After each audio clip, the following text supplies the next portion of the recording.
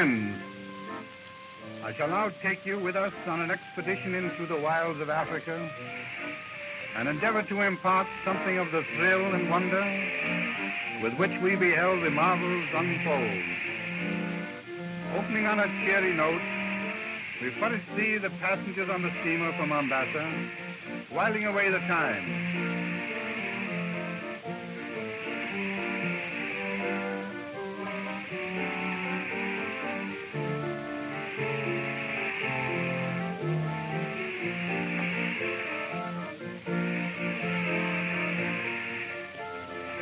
It was the last day aboard ship, and we saw with a sense of awe the red sun of Africa sinking to rest.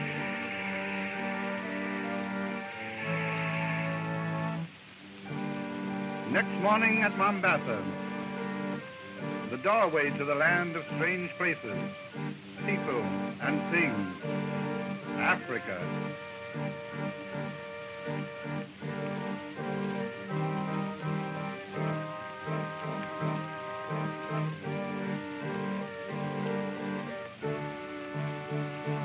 We strolled through the streets of the town, noting the primitive methods, the mode of transportation, the quaint mixture of natives and aliens, and then a Hindu conjurer performing commonplace tricks that assumed here a mysterious favor.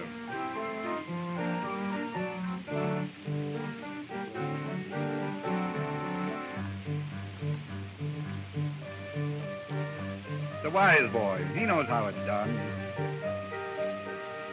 An experiment with eggs. We found the beggar's tricks diverting. At least they helped to pass the time away.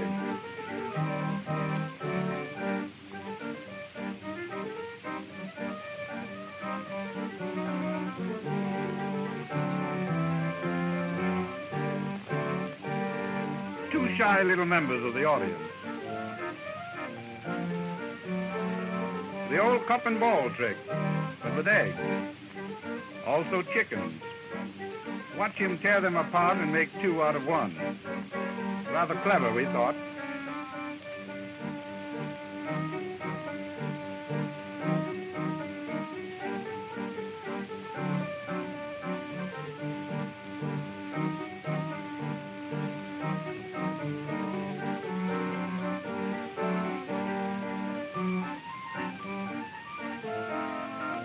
Wearying of the performance, we wandered again through the town, and the first day of heat and unfamiliar life came to an end. Off for Nairobi at last. On one side the river, on the other, our first view of wild game, the wildebeest. On and on, the busy train carrying us higher and higher to the uplands.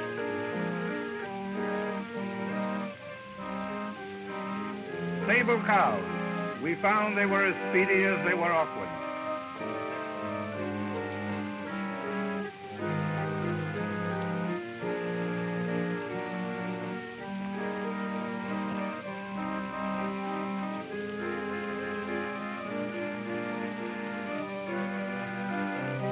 And so we came to Nairobi, where we outfitted our safari.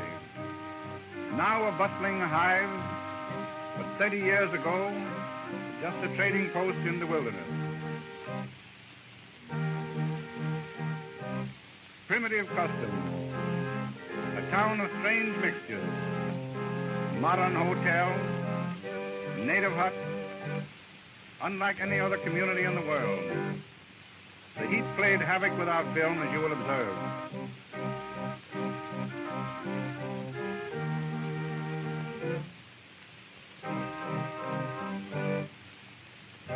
Our safari was underway at last. The goods unloaded, equipment complete, we started the long trek to the heart of adventure.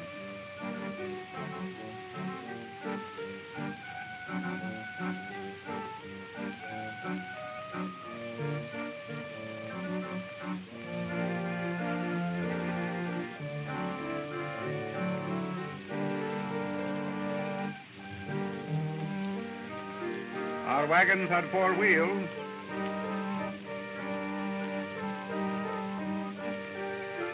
but no brakes.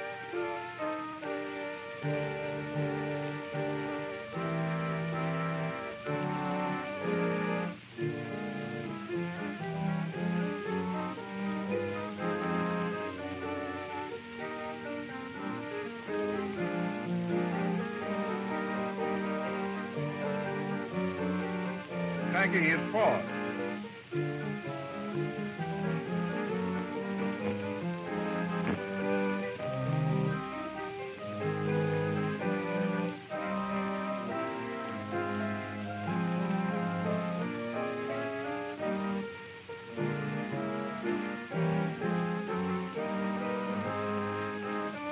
On we went, nevertheless, taking the bitter with the sweet.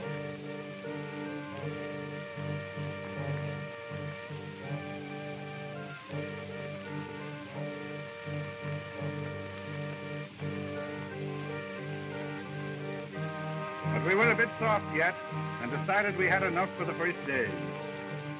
So we pitched camp.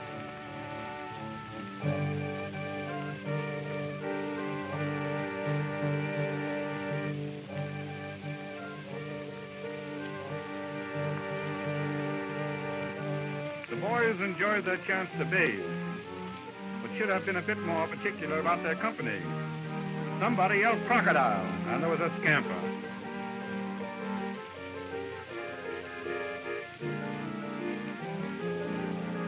Two straggling walk carts suggested a savory addition to our provisions.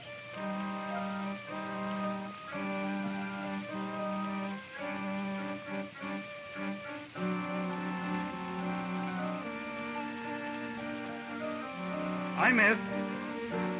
I was a poor provider. The natives attempted to show us up with their primitive weapons, with no better success, till they resorted to trapping.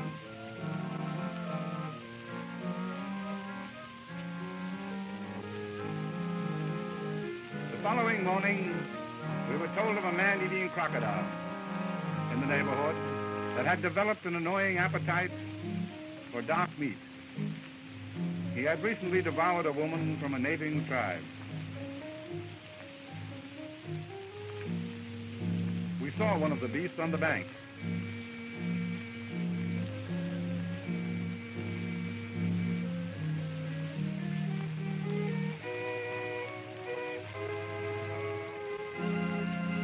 And shot it.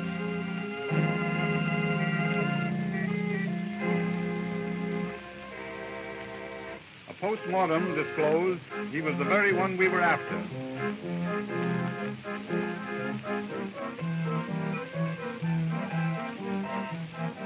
Much to the satisfaction of the natives, who all claimed the jewelry.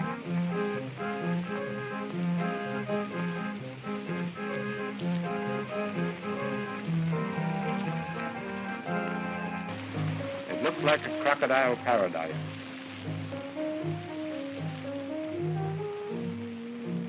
We discovered a crocodile nest with eggs seemingly ready to hatch. The old lady objected to our presence, apparently.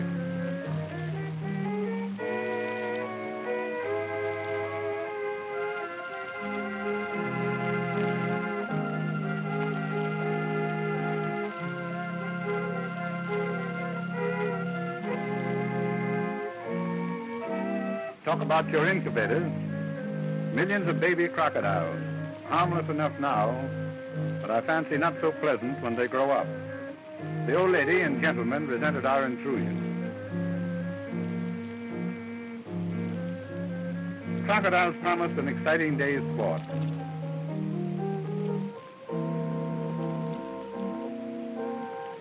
We ran upon some natives bent on the same sport. However, they had their own peculiar way, and we watched with interest as they baited their hooks.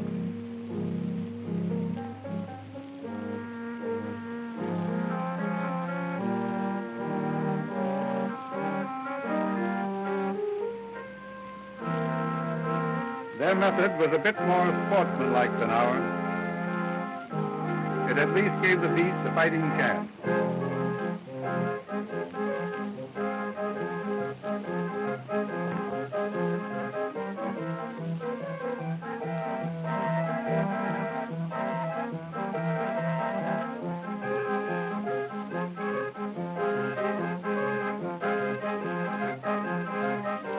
soon became conscious of a terrific chattering noise, as if a million rattles had been let loose, and then suddenly burst upon swarms of monkeys. It was a real surprise to see monkeys swimming like fish.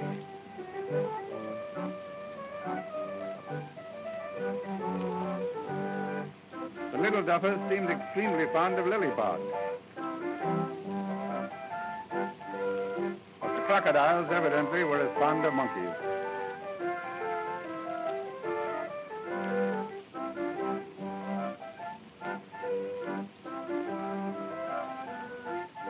Some of the odd specimens attracted us, so we went ashore to secure them for our collection.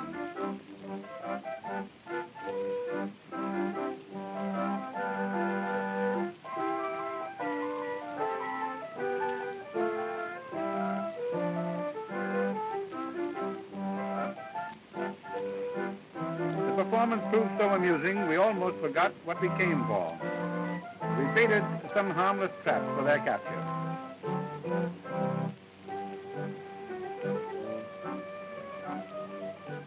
Mama and baby were watching Father's foolish antics from a place of safety.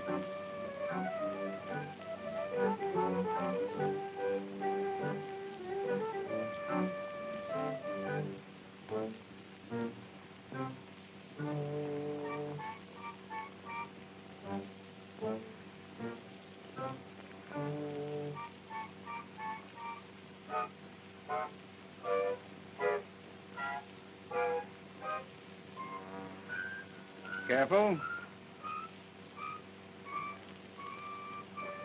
Look out. Father's in trouble again. Such a duffer.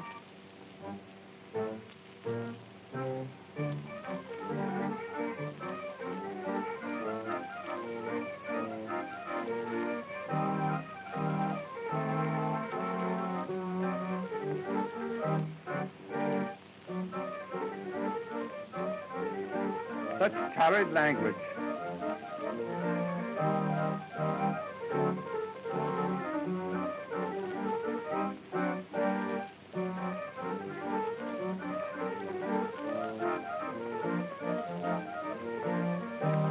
I can't bear to look.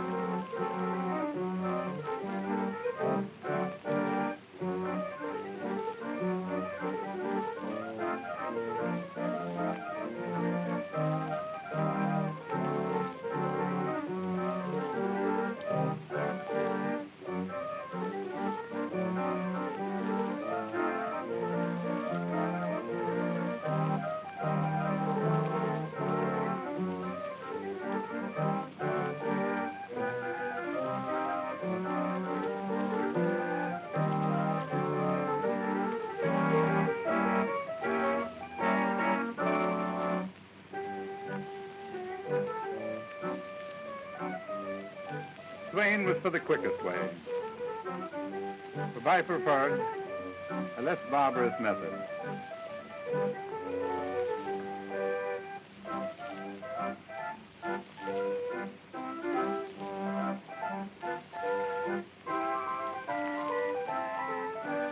The little beggar proved decidedly ungrateful. In fact, he gave me the raspberries.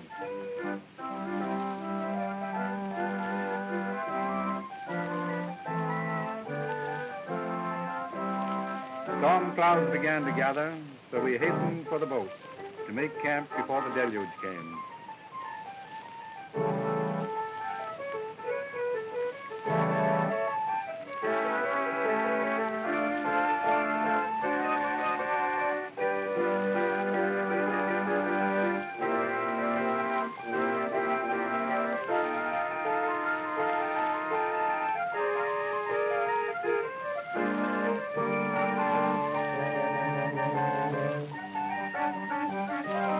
It was a real tempest.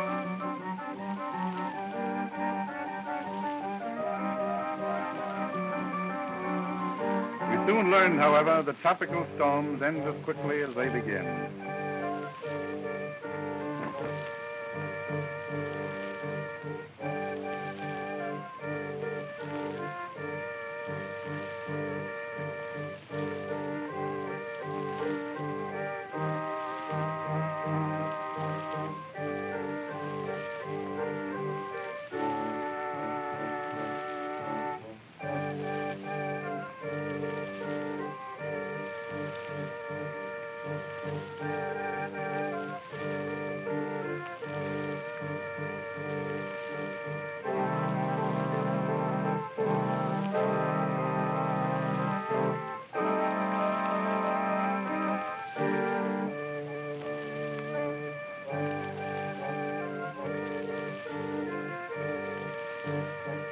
As an aftermath of the storm, we encountered swollen streams and muddy roads.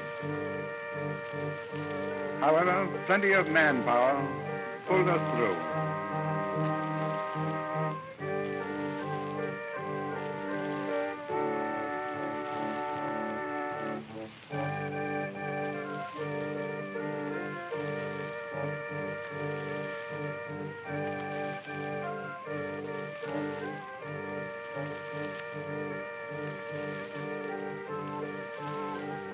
During a halt, our attention was attracted by a sharp barking sound accompanied by a most uncanny hissing. A noise familiar to our boys, who with glistening eyes came to tell us that it was a python after his prey, as you will observe. Python meat is a decided delicacy with the boys, and they were anxious we bag it for them. After the capture, however, it proved such a wonderful specimen that we decided to keep it for the collection, notwithstanding the grumblings of our porters.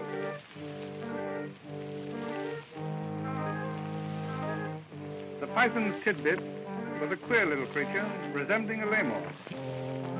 He was such an interesting specimen that we determined the python should be cheated out of his dinner. The python, however, was as bent upon securing his meal as we were in preventing it.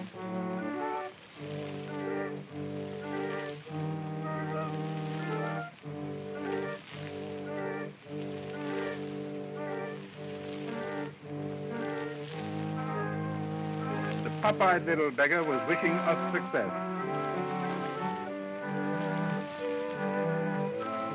The constricting powers of a python are dependent upon his obtaining a secure tail hold. Without it, he is quite helpless.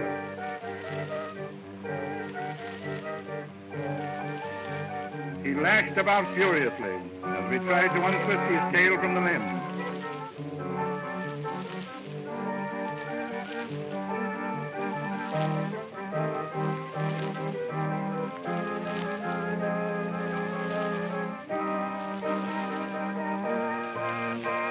Finally, we were forced to cut down the limb.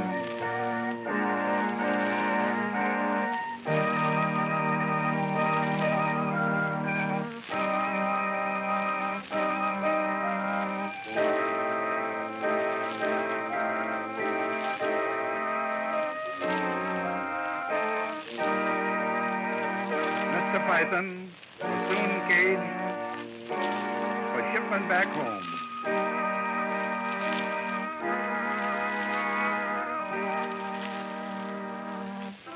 And Popeye became quite a favorite in camp.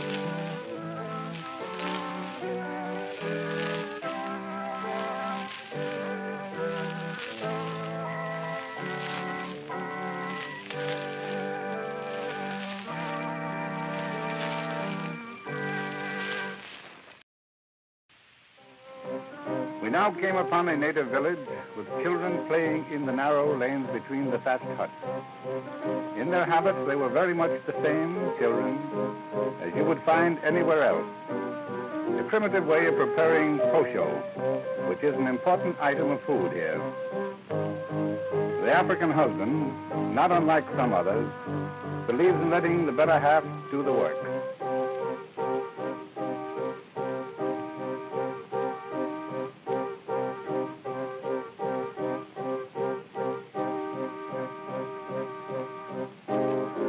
May I suggest, ladies, that this is a wonderful and efficient way of reducing? You may observe that many of the native women are quite shapely.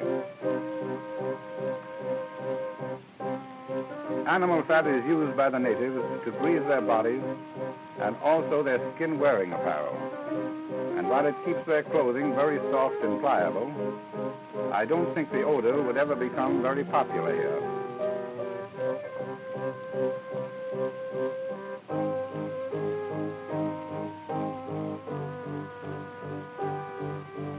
Even at play, the young African is trained to protect himself from the dangers of the jungle.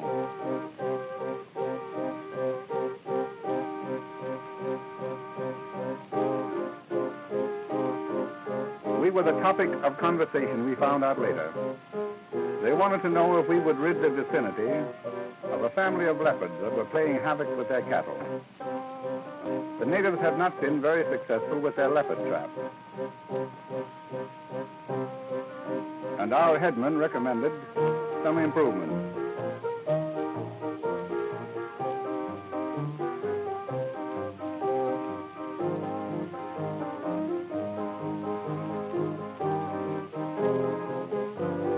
We started out to track the beasts to their lairs.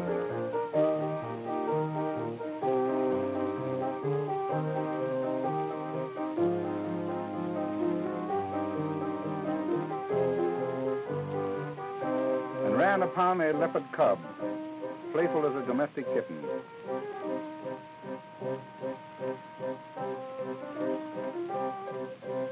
The cry of a full-grown leopard is about as unpleasant a sound as one cares to hear. It sent a chill down my spine when I heard it for the first time.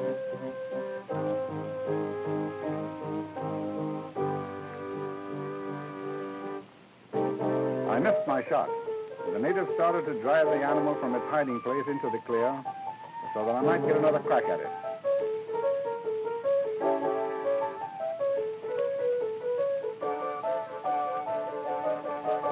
Out it came like a flash of tawny light, and I pulled the trigger.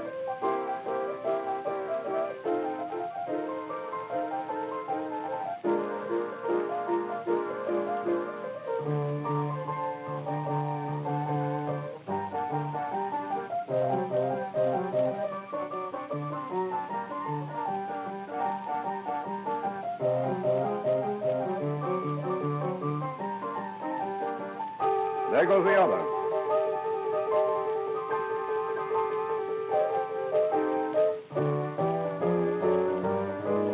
In they went, and out they came. The leopard evidently couldn't take a joke.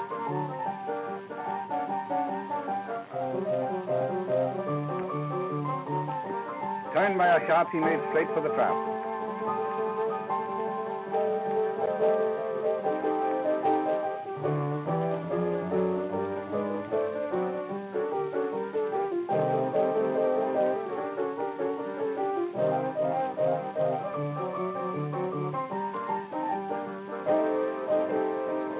Eyes like livid green fire, it glared at us and snarled as it was safely trucked up and taken back to camp. A living specimen we were mighty glad to get.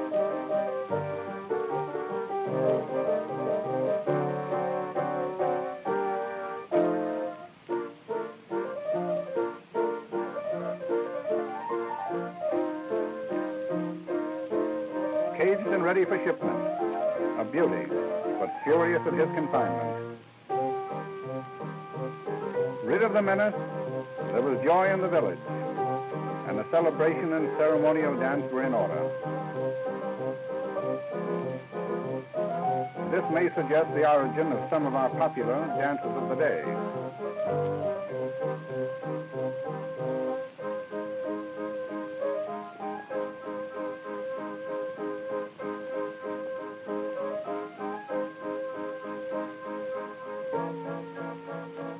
African flappers.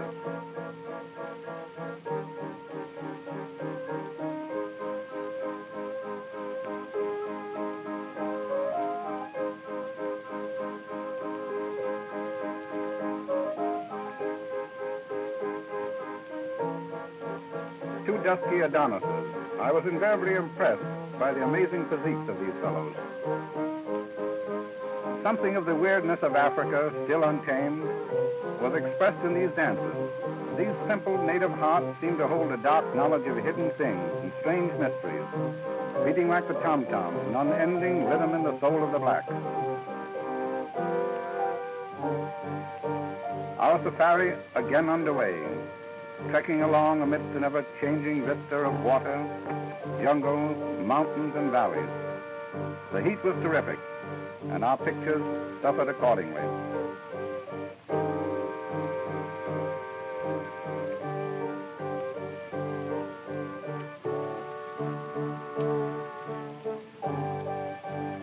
In the distance, herds of antelope and other game animals grazed.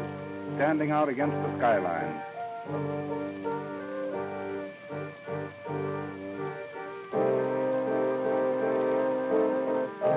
And then Fawn, and quite at home with us, not a bit afraid.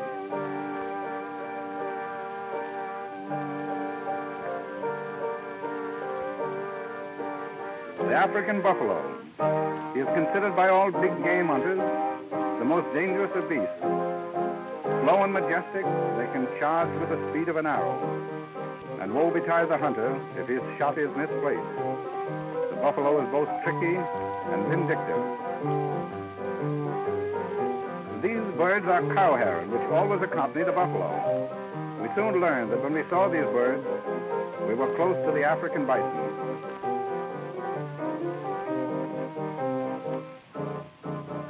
Getting shy of fresh meat. So bagged an eland to replenish our larder.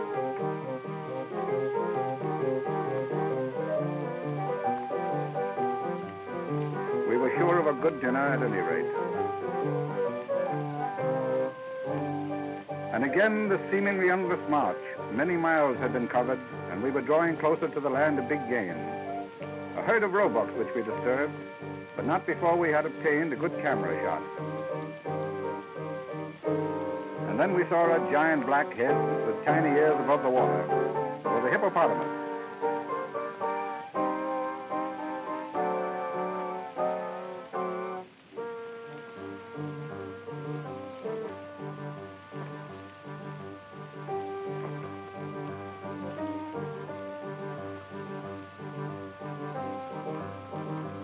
Like something unreal, goggle-eyed, monstrous, the hippos are sported in the waters of the lake. They are nocturnal feeders, but spend their days in the water.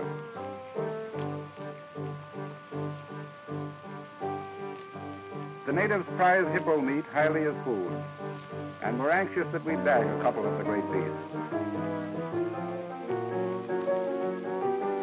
I tried a long shot. Our dogs, headed by Scotty, an air dare with a Viking's heart, pursued the hippos and got in the way of the gun. But nothing could stop Scotty.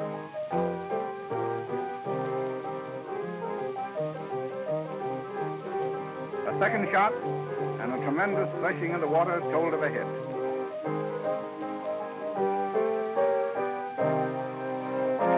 Gleefully, the boys rushed to the task of dragging the monsters from the lake.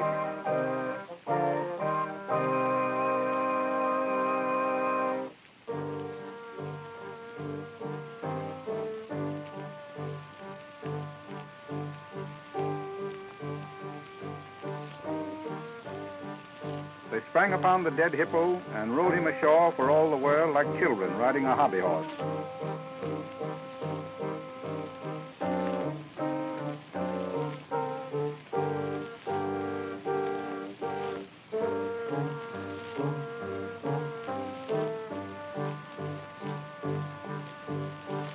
A native delicacy, and plenty of it.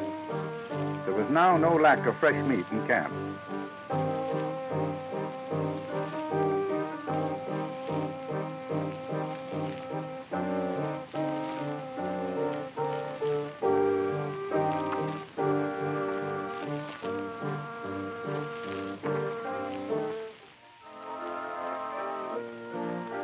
These are the African fables.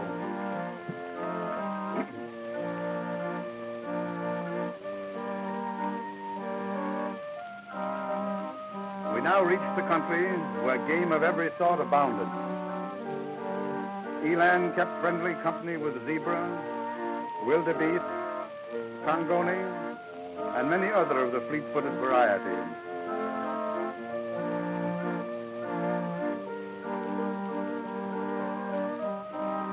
We saw a herd of buffalo grazing in the high grass. Realizing their vindictiveness, we were decidedly wary, keeping downwind as we set up our cameras. At any moment, they might get wind of us and charge. This old fellow calmly turned his back upon us, and with supreme indifference, walked away, while perhaps unflattering, we were nevertheless quite relieved at his lack of interest.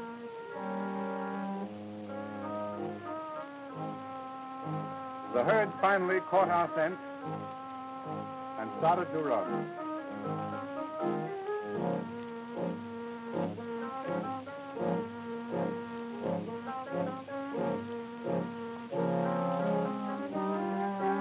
Here we encountered impala, steinbuck, and several other varieties of the gazelle and antelope families. We had reached an animal paradise.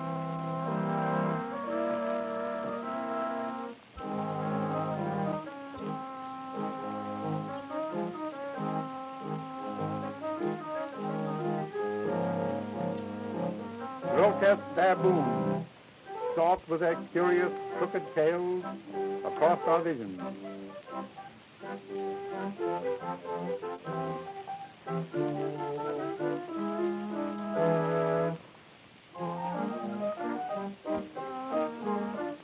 Coming was one of my greatest thrills. My first view of giraffes in their native wild. This creature has no defense save his keen hearing and sight. He has no vocal cords and therefore can make no sound. At the first sign of danger, he runs to a nearby tree where his color acts as a camouflage. But driven to bay or in defense of its young, a giraffe has been known to cut a lion to pieces with a sharp hook. One of these animals was at least 20 feet in height.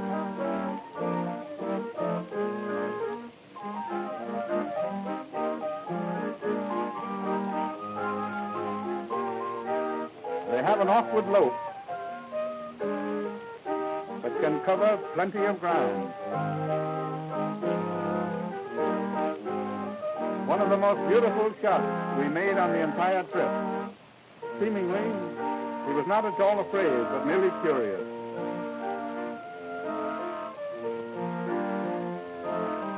Our old friend again, the foolish wildebeest, called the buffoon of the plains.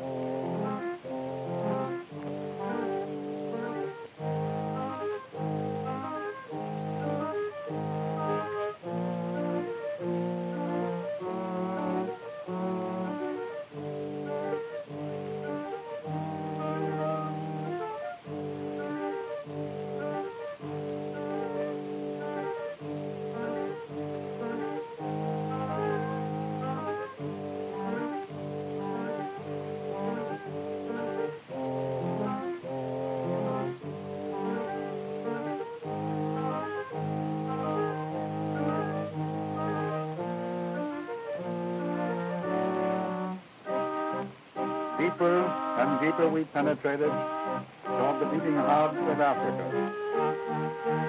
leaving the equator and the terrific heat behind, climbing ever upward into the regions which have not yet been too much overrun by the white man. We made camp on the shores of a beautiful lake. Beyond, great mountain ranges lifted to the sky, brooding over the secrets hidden in the shadows of the jungle, the deep cleft ravines, and the far-reaching plains.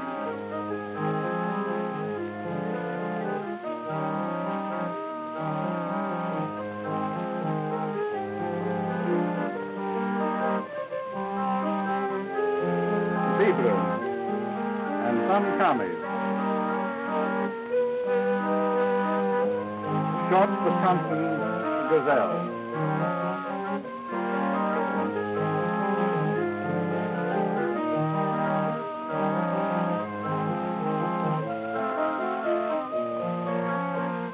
Just a lone ostrich. But from indications, she won't be lonely long. For some unknown reason, All other creatures leave the waterhole when an ostrich comes to drink.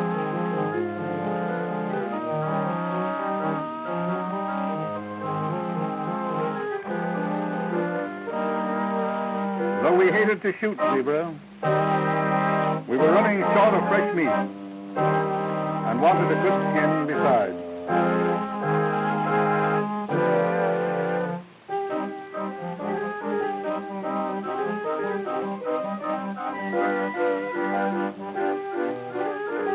We brought down a good specimen.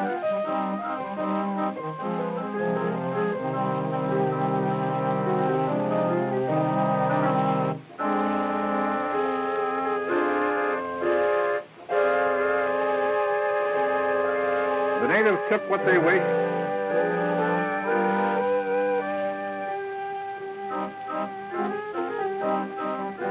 We removed the hides, and the scavengers of the air got the rest.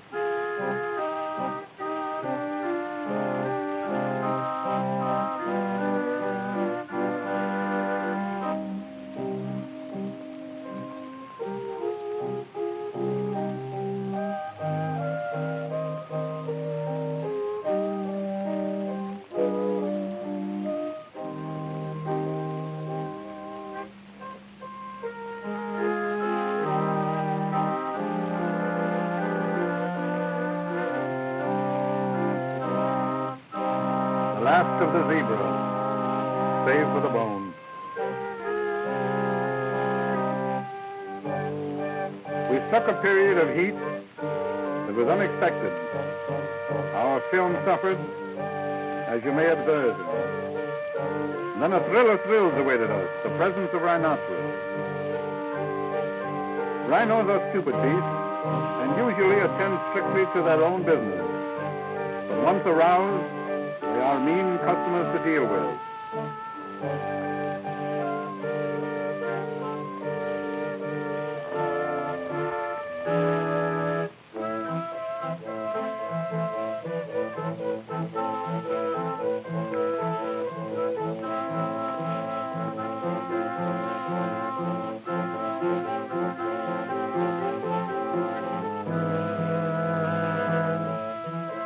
There was a moment of indecision.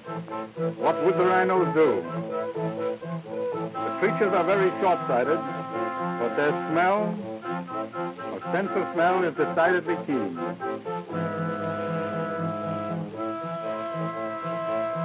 The cow and bull came on towards the camera.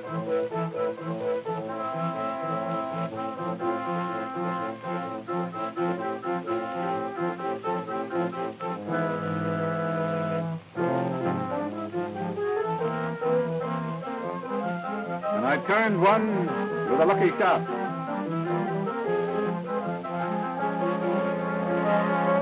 It was a moment of tremendous excitement for all concerned. Off they go and we in pursuit.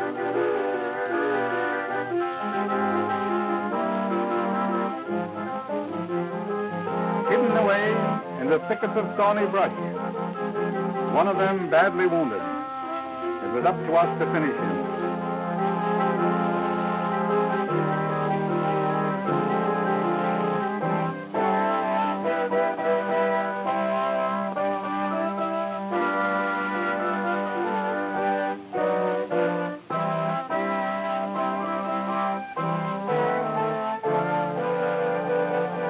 Worried by our dogs, Scotty as usual in the foreground, was caught by the short, long horns of the rhino and tossed 50 feet in the air. It was his last charge.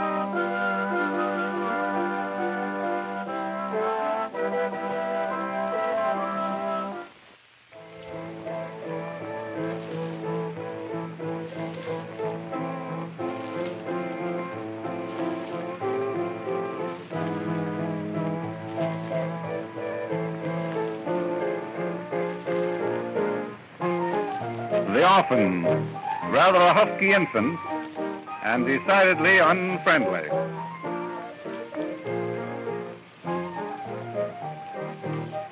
A bit awkward for a pet, but a cute little beggar.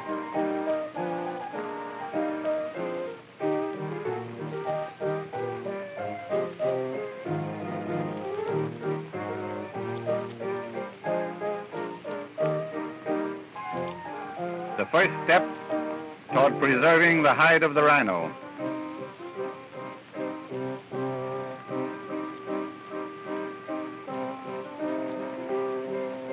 And the ever-present vultures again on the job.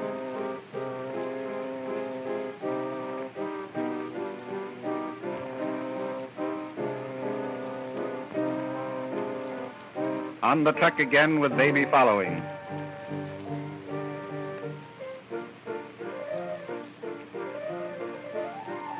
Ed Joyce, our chief cameraman, made a wager with Swain that he could pitch the tent in 30 seconds. He did it with a trick of the camera. Some speed, eh, what? The bane of our safari was Swain's radio. He never lost an opportunity to inflict it upon us. Someday, he said, he would get Hollywood.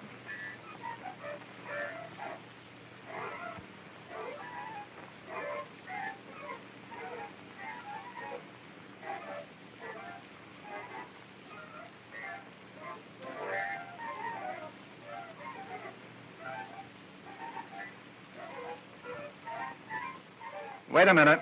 I'll fix it.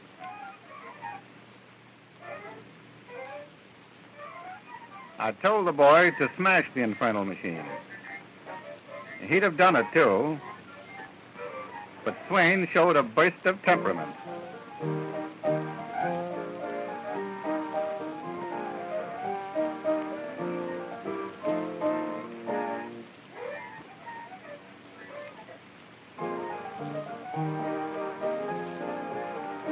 The natives had heard, however, and began arriving to listen to the white man's strange devil instrument.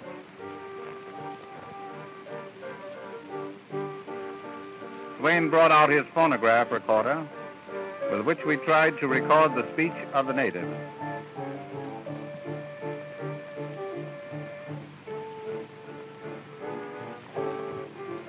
When it played back, the natives decided that we were wizards indeed, and listened with amazement to their own voices coming from the mysterious horn. They were not so much frightened as stupefied by astonishment.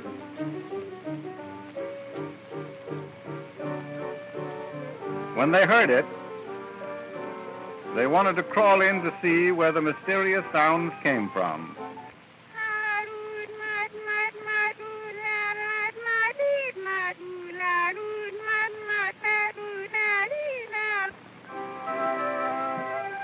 The night and the voice of the jungle with all its medley of sound.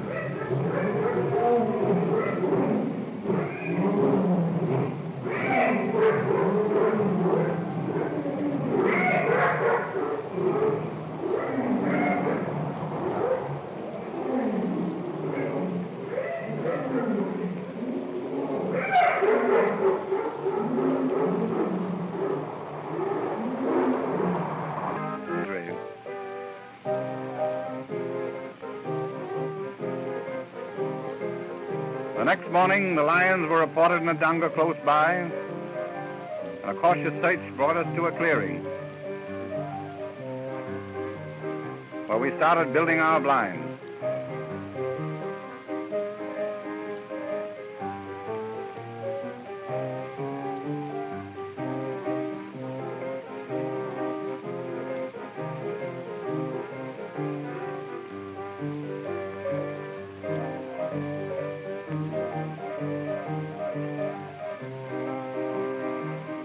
Our telescopic lens gave us some fine close-ups.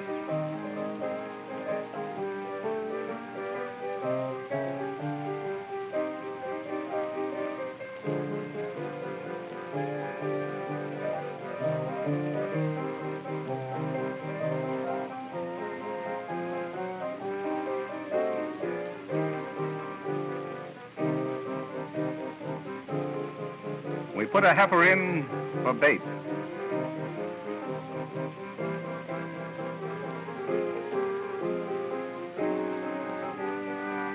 The natives started to beat the beast into the clear to give us a better chance with our cameras.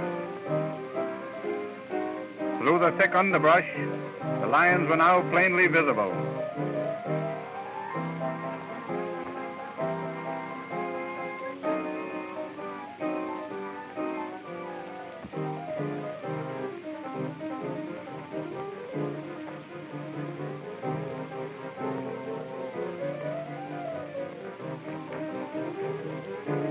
We wounded this big beast. He ran for the clear with the natives in pursuit. We knew we had hurt him, and it is one of the unwritten laws of hunters to finish a wounded beast. Friends, please watch closely what soon follows. Things happened so quickly that when the smoke cleared and the excitement was over, we had one badly wounded cameraman and a terribly mauled fellow hunter who survived only 7 weeks after the attack. The tragedy left its mark on all of us.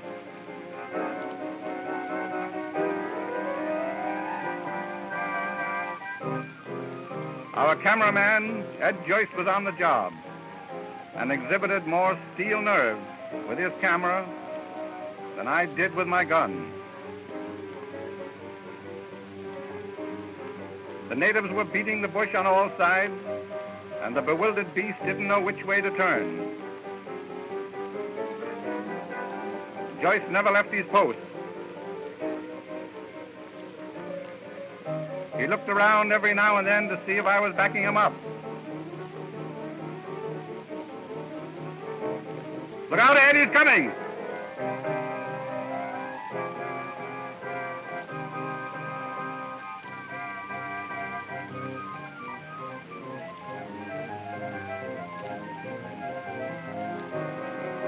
Two females came charging out, and one caught Carol unprepared.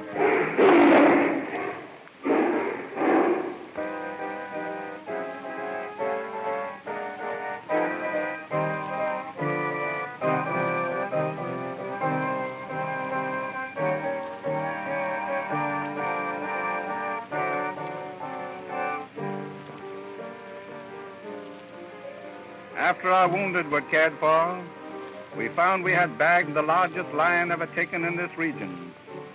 He weighed 608 pounds and measured 9 feet from the tip of his nose to the tip of his tail.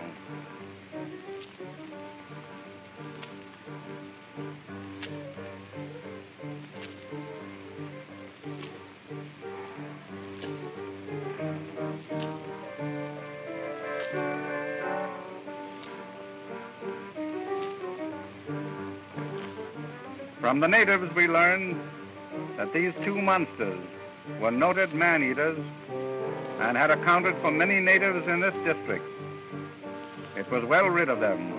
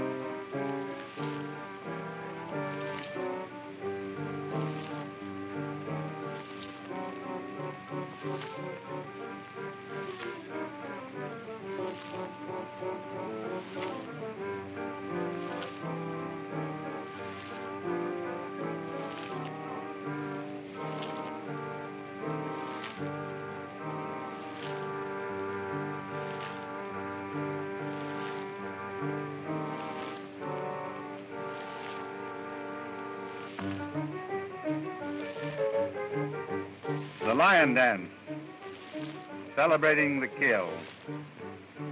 The natives cover themselves with the skin of the beast and so imbibe, as they think, the courage of the lion.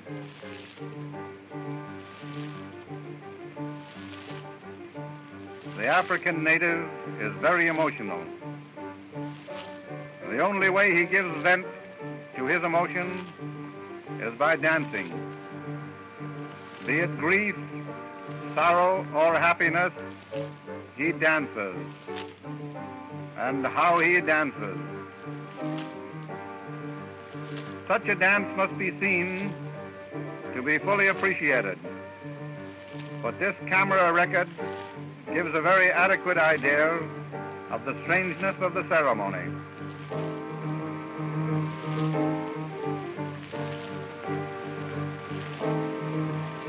The water hole, where we camped for several months to get specimens and photographs of the animals. Animals of every sort came down to drink. Hangoni, impala, gazelles, and others. A waterhole seems to be under a perpetual flag of truce, and the lion and lamb literally lie down together. From our blinds we watched the arrival of monkeys, mostly baboons, as well as giraffes, which seem to consort in friendly fashion with the apes. An animal convention. Delegates arriving.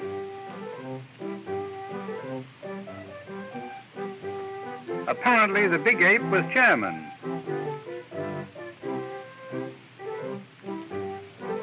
Dissenting members walking out.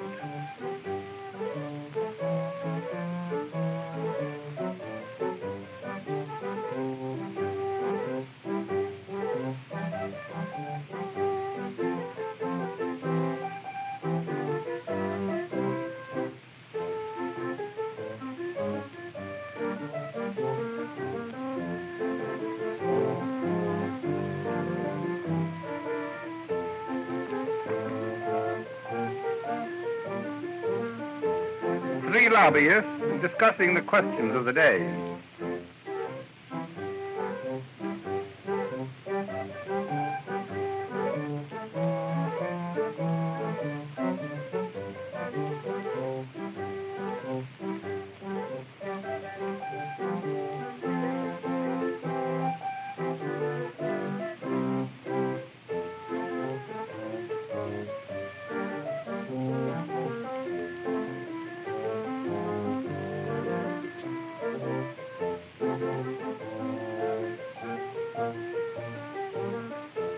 Teaching the baby giraffe how to drink. Soon a loud trumpeting told us the elephants had caught our scent.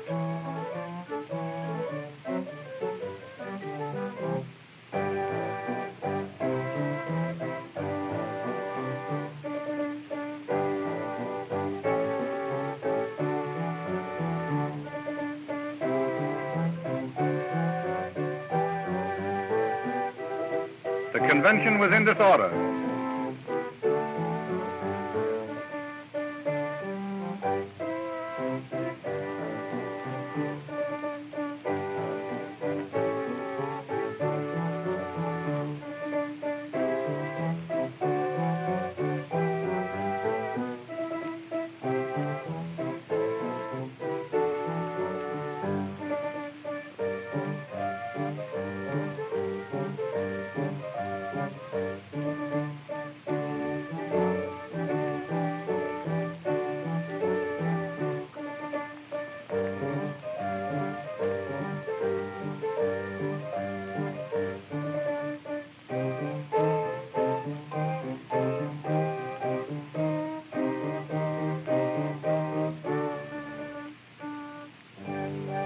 We encountered a nomadic tribe, wandering natives with their earthly belongings strapped to the beasts of burden. As inquiries told us we were nearing the Ingagi country, we noticed our boys becoming uneasy. Several had deserted, and we began to suspect the reason.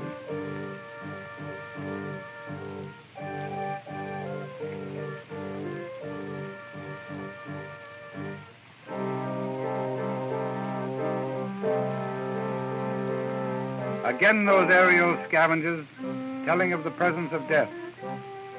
Another scavenger, the despised hyena.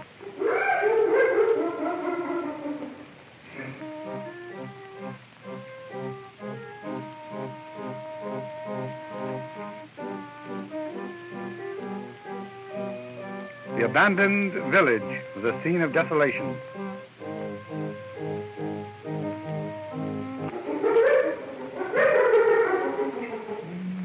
A few shots after him as he scurried across the plain.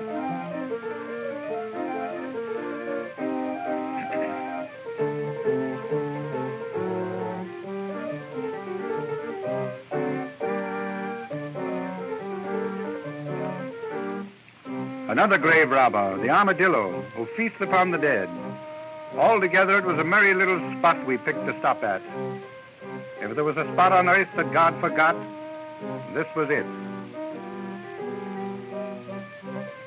In the Phantom Village, we again encountered elephant spoor, determined to go after the big tusker. Meanwhile, Captain Swain came across an animal of such queer character that no one could give a name to it. It seemed like a cross between an armadillo and a tortoise, so Swain called it a tortadillo. So far as we have been able to learn, it is a species hitherto unknown to science. We handled the creature with interest until it happened to snap at a dog. In about 3 minutes, the dog was dead.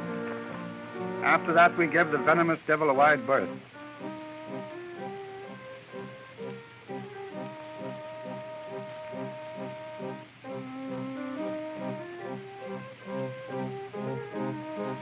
Another tribe of nomads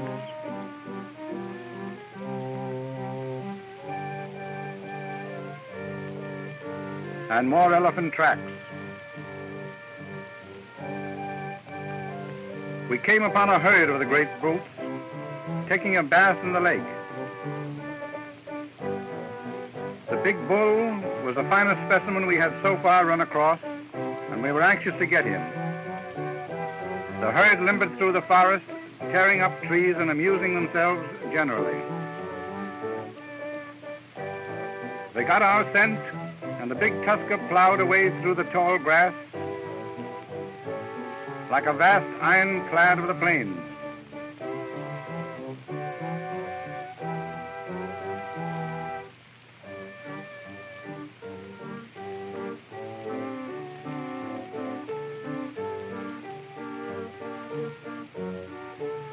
Two shots with the elephant gun proved ineffective. Finally, a vital shot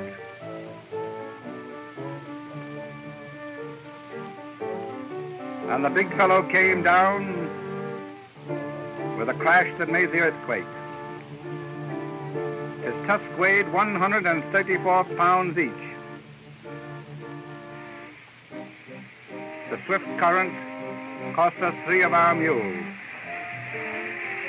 But it's an ill wind that don't blow somebody good. Swain's radio set went with one of the mules. A roaring sound now told us that we were at the Great Thompson's Fall, an impressive and beautiful sight.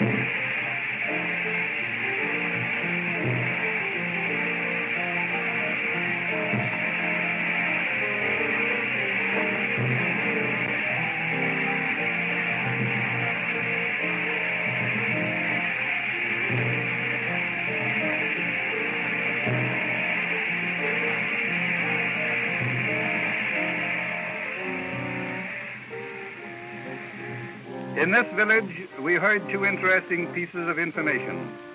One, that there was a tribe of pygmies near at hand. The other regarding the gorillas, Ingagi they call them. We were soon to come upon our most amazing adventure.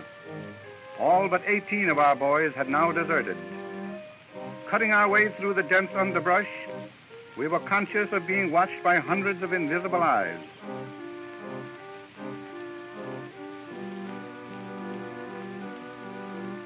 We caught a glimpse of the little fellows, wild as March hares.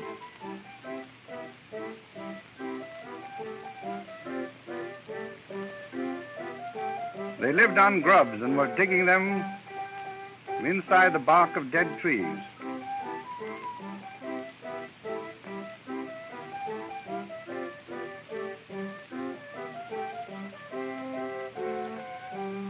One of the party tried to tempt them into the open, but they were as shy as a bevy of debutantes.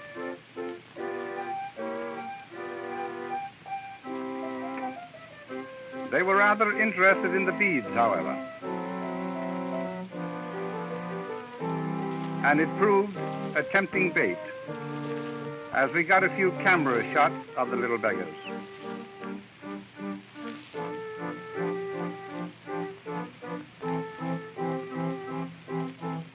Then they were off like the wind, and we never caught another glimpse of them. Months of weary trekking brought us near the mysterious region beyond the Kaibu country of the Belgian Congo. Through the trees, in the saddle rocks between the volcanic mountains, we caught sight of what seemed like human beings and gigantic apes.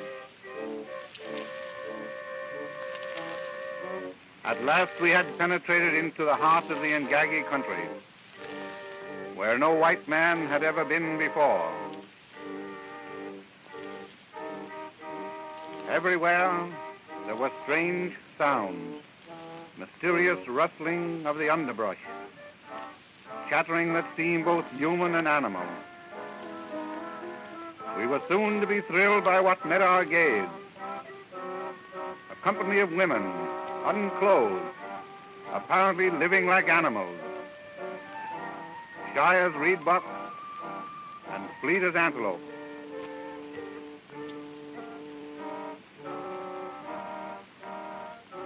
Could these tales be true?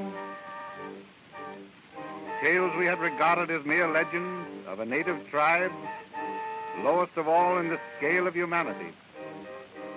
Stories of their strange traffic with the great apes, creatures scarcely less intelligent than themselves.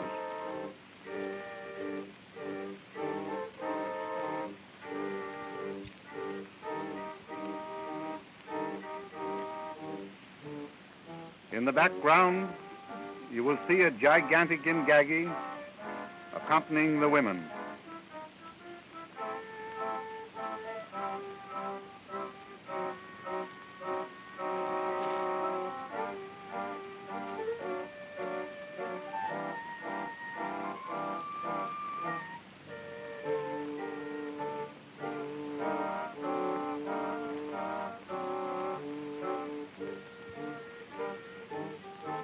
One had a child hugged to her breast, a strange-looking child, seemingly more ape than human.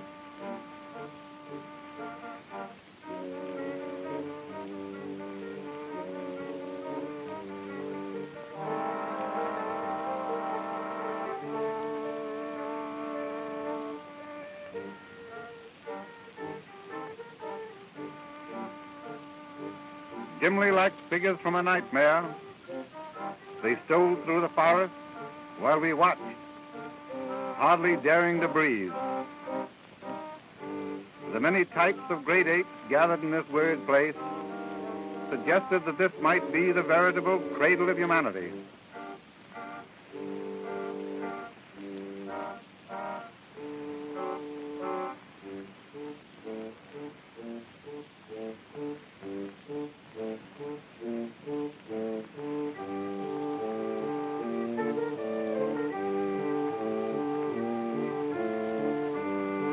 The male gorilla we found builds his nest at the foot of a tree, sending his family into the branches for greater security against the ravening jungle leopards, which are especially fond of ape meat.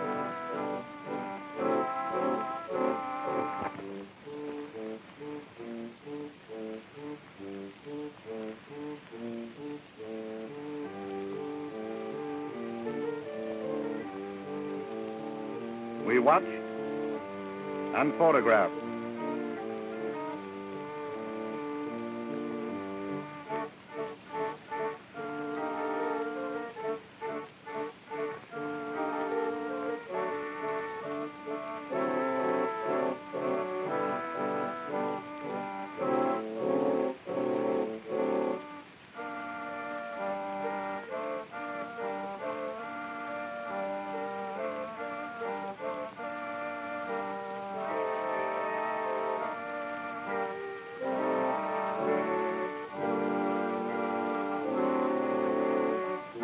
Into the dense underbrush we penetrated, expecting at any moment that the gorilla or some of his companions would pounce upon us.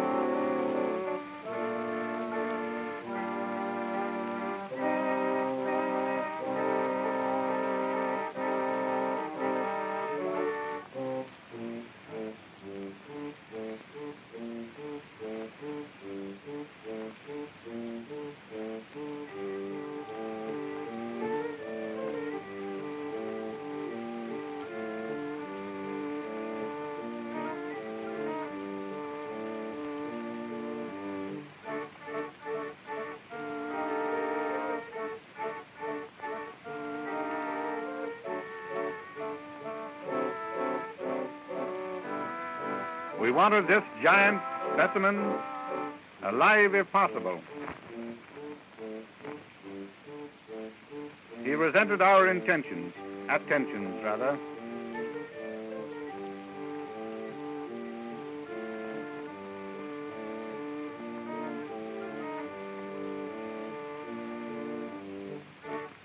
We followed him to his cave.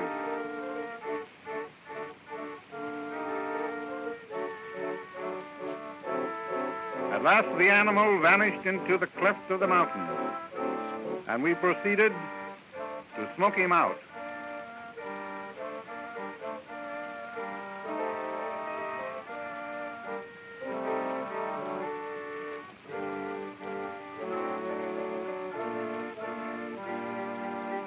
Three great apes made for the brush.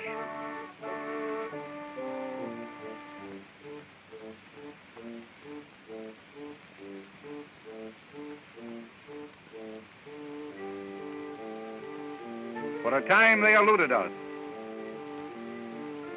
but we soon found them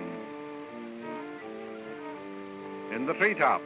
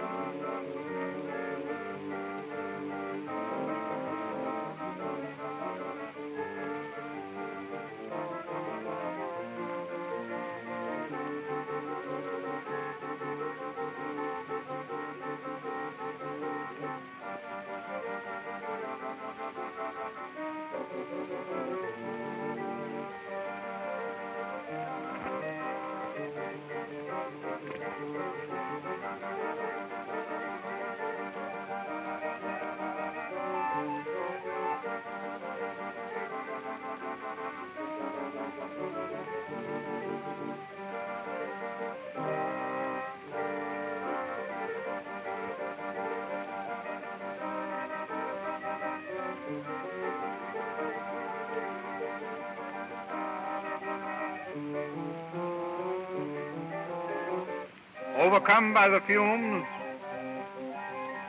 the big Ingagi was easily netted.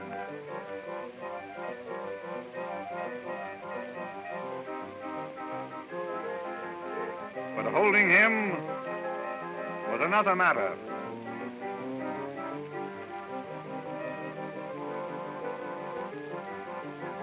His strength was appalling.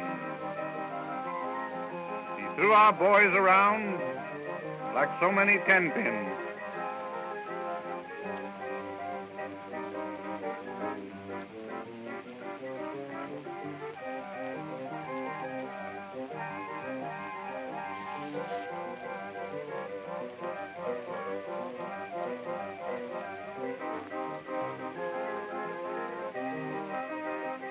Maddened by our pursuit, he charged us.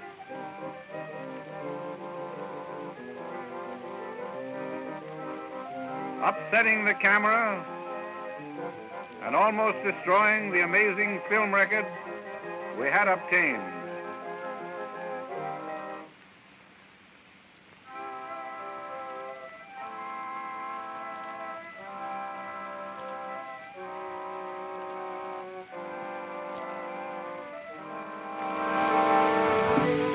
Wearied, and I don't mind saying, a bit unnerved by our first encounter with the Ingagi, we returned to camp. That night we heard strange sounds coming from the nearby village. Tom-toms and bird chantings, great bonfires illuminating the scene.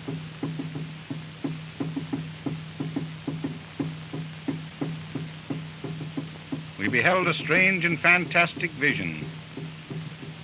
Our headman made inquiries and reported.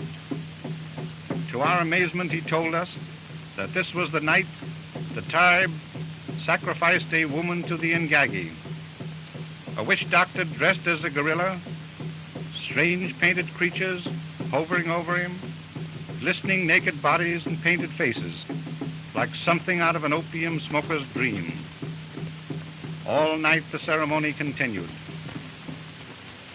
In the early morning, with our cameras, we prepared to obtain pictures of whatever might take place. We were ready to believe almost anything now.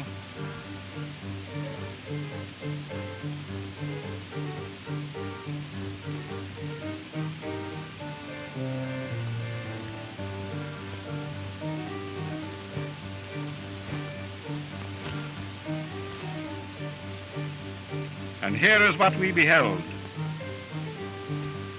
We saw the woman seated on a log, apparently resigned to her fate.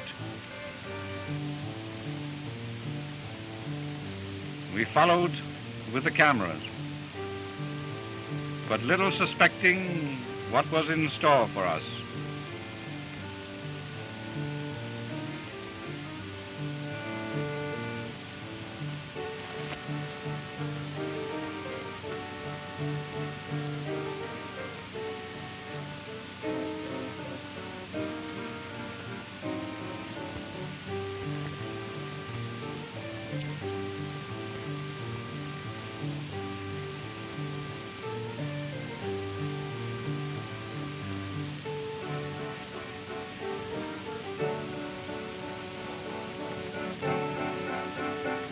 The brute pounced upon her, and she screamed like one possessed.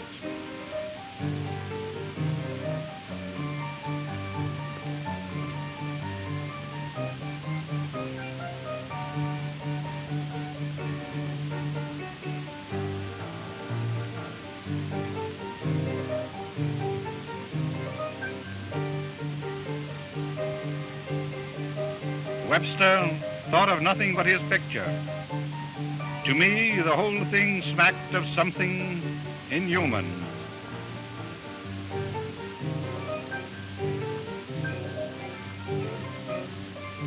The gorilla was dragging the woman through the thicket.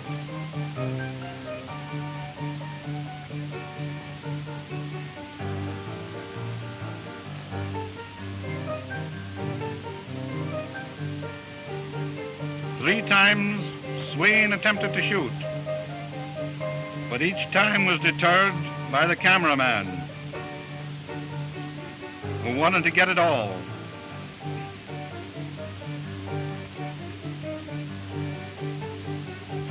But the limit had been reached, and at last he fired. While the gorilla is seldom the aggressor, he was now being robbed of his legitimate prey and was prepared to fight to the last ditch.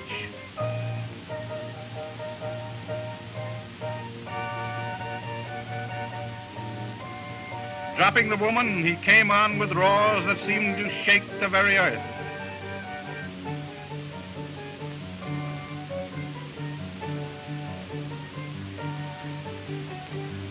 His struggle with death was awesome. With almost human screams of agony, he twisted and turned and at last lay still. And then the natives came, but their respect for the creature was indicated by the care of their approach.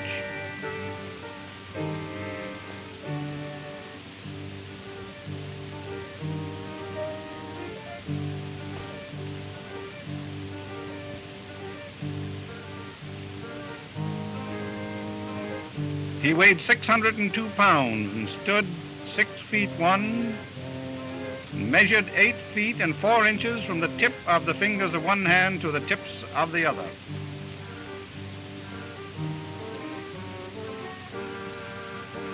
And then we beheld a last strange vision as we watched in the thicket where the fallen Ingagi lay.